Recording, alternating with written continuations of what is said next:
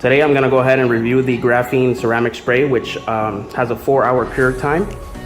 So this should add an extra layer of protection over your paint. This works on matte and shiny surfaces or whatnot, right? So on my G70 I have a matte finish, so I'm gonna go ahead and get started and see how this thing is. I already went ahead and I prepped the area, so the first thing you want to do is make sure that you clean the area or wash the entire car. For the purpose of this video, I went ahead and only cleaned the top area and I put a tape down the middle, so that way we can compare left and right side with product versus without the product. So let's go ahead and get started. All right, the very first thing you want to do is go ahead and spray it on the microfiber towel. Make sure it's a clean microfiber towel. You're gonna apply the product, and then you're gonna apply it to the actual surfaces. Make sure you go in even strokes. All right, the next step you want to go ahead and do, you're gonna let it haze for a little bit. They recommend about 1 or 2 minutes. I went ahead and already waited the 1 or 2 minutes. You're gonna get another clean microfiber towel.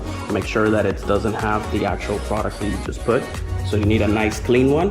And we're gonna go ahead and buff out the areas that we went ahead and applied this. In this case, it's this half. But when you're doing this on the car, I highly recommend you doing it by sessions, right? So you can go ahead and tackle the hood, then the grille, the fenders, and so on, you know, mirrors, roof, and do it by sections, so that way you pace yourself and know which areas you're doing.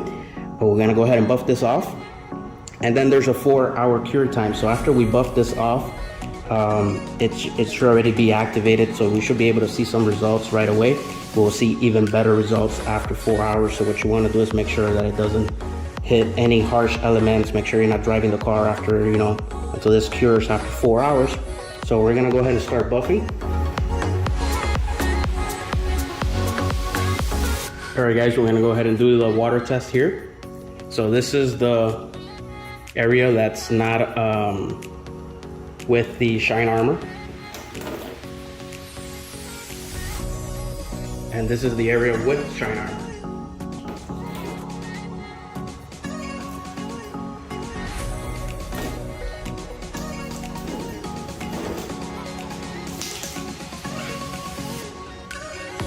As you guys can see, you have way better, more results now. On the right hand side, everything spilled off more. You still have some spots here, and on this side it's still dripping down. So this is just with 2 minutes of waiting on the application.